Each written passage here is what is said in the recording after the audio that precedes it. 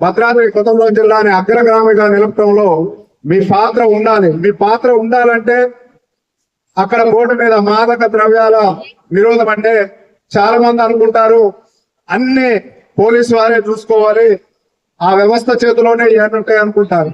కానీ ప్రధానంగా ఈ యువత మీద పెద్ద బాధ్యత ఉందని నేను భావిస్తున్నాను. యువతలో మార్పు వచ్చి మనం ఒక్కొక్కరు ఒక 10 మందిని మార్చాలని మనం కట్టడం కట్టుకున్నప్పుడు వారికి కూడా న్యాయం చేసినట్టయింది.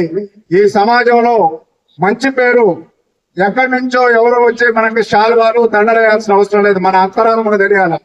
మనం ఏం చేస్తున్నాం, మన కర్తవ్యం ఏంటి, మన తల్లిదండ్రులు ఏం చేస్తున్నారు, వాళ్ళు మనకి ఇచ్చింది ఏమిటి, మనం రేపు వాళ్ళకి చేయబోయేది ఏంటి, సమాజానికి ఏం చేయాలనేది మనం సొసైటీకి ఎంతో కొంత చేయాలనే ఒక దృక్పథంతో, ఒక మంచి ఆలోచనతో, మీ విద్యార్థుల దృష్టి నుంచే మంచి ఆలోచనలతో ముందుకెళ్లాలని, ముఖ్యంగా మానవ ద్రవ్యాల నిరోధంలో మన భద్రాద్రి కొత్తగూడెం జిల్లాకి మంచి పేరు తీసుకొస్తున్నట్టు డిఎస్పీ రేవంత్ గారిని ఈ సందర్భంగా అభినందించాలి. మనం అందరం ఛత్తీస్గఢ్ నుంచి విపరీతంగా గంజాయి తరలిస్తున్న తరుణంలో గత 2 సంవత్సరాల నుంచి అధిక మొత్తంలో మన భద్రాద్రి కొత్తగూడెం జిల్లా నుంచి పట్టుకోవడం జరిగింది. దానికి మన గౌరవ సిఐ గారి పాత్ర కూడా ఉన్నది. వారిని కూడా ఈ సందర్భంగా వేదిక సందర్భంగా అభినందిస్తున్నాం.